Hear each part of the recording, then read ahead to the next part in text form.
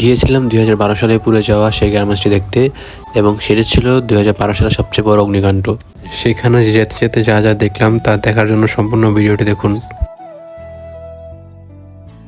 তো hello guys, আসসালামু আলাইকুম, welcome to my new blog. আর আজকে আমি সকাল সকাল বেরিয়ে গিয়েছিলাম একটি গার্মেন্টস দেখতে এবং এই গার্মেন্টসটি হলো ২০১২ সালে পুড়ে গিয়েছিল। অ্যান্ড আমি এটা নিজের চোখে দেখছি, দূর থেকে আমি মানুষকে কাঁদতে দেখেছি, চিৎকার করতে দেখেছি। আমি আপনাদের সেই গার্মেন্টসটি দেখাবো এবং কিছু গল্প শেয়ার করব।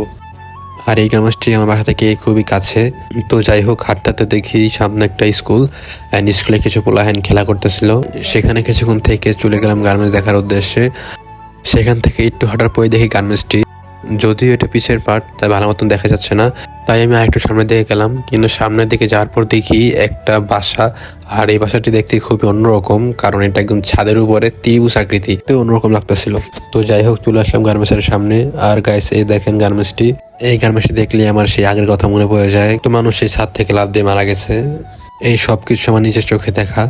তো যাই হোক, এখানে কিছুক্ষণ থেকে আমি চলে গেলাম বাড়ির উদ্দেশ্যে। তো এখানে দেখতেছিলাম যে কিছু পোলাহান খেলাধুলা করতেছিল, কথা বলতে বলতে বাসায় চলে আসলাম। আর গাইস, আজকে ভিডিওটা এই পর্যন্তই। সবাই ভালো থাকবেন, সুস্থ থাকবেন। আসসালামু আলাইকুম।